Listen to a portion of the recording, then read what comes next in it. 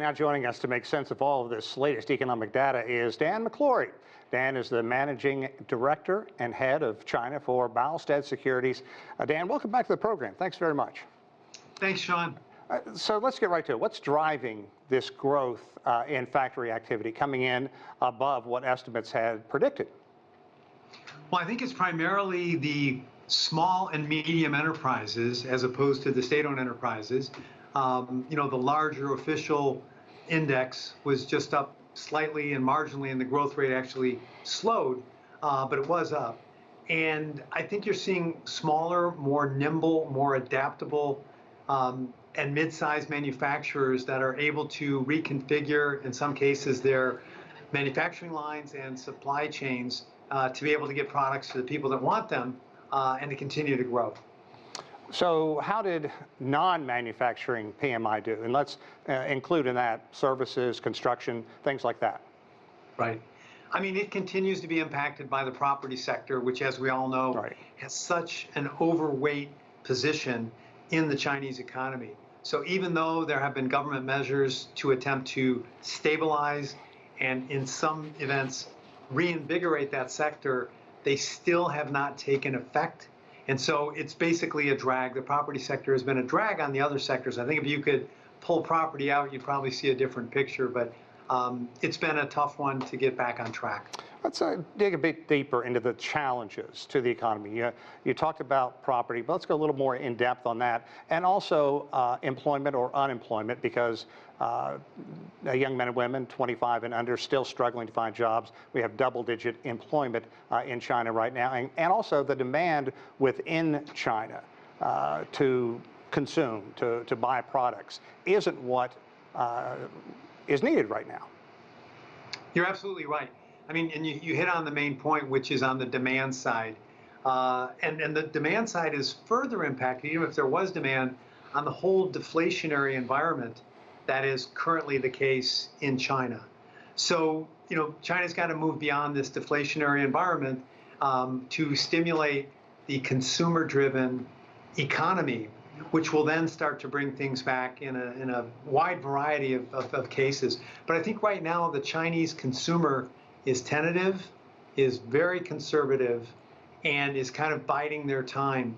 And as we've talked about in prior shows, Sean, sort of the post-COVID bounce, the revenge spending, whatever you want to call it, that took place there for a period of time is completely in the past. So somehow consumers are going to have to start to feel more confident, so they start to spend more, and we get out of this deflationary down cycle.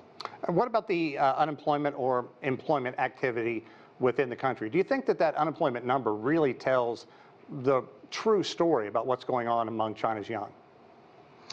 Well, you have several different forces at work there.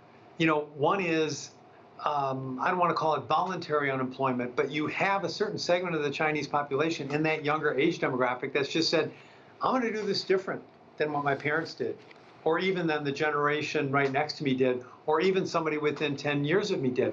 I'm looking at things a little bit differently. I'm not necessarily seeing the risk reward of massive time commitments. I want to have a life-work balance. So I'm going to take a step back, and it's at the expense of, obviously, their earning power, their ability to generate income, and therefore, buy things, and ultimately to maintain and sustain themselves. So you have that almost philosophical shift that's weighing in. And then you have, obviously redundancies, you have layoffs, you have reductions in force of various employers, primarily in the service economy, and in some cases, related to the information economy. That was going, full speed ahead, and now it's adjusting. So Dan, I think, I'm sorry.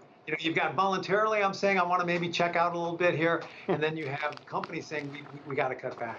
Dan, we've talked a lot, but there's a lot of bright spots as well. I think many nations would love to have GDP growth of about 5%, which is what China is hoping for. And we talked about those bright spots. The young people in China, certainly by all indications, they're going to have a better life than their parents or their grandparents had. So there's a lot of positive news on the horizon for the world's second largest economy.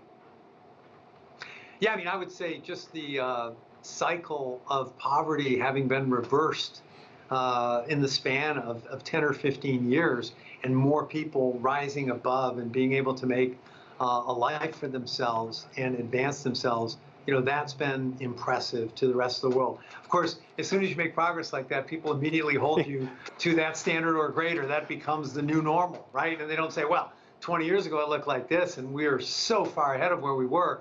It's assumed that now you just got to keep chugging along. Yeah, absolutely. And I think that China's push in the future for more innovation, more technology, higher quality production, I think that's really going to lead the way into the next generation as well.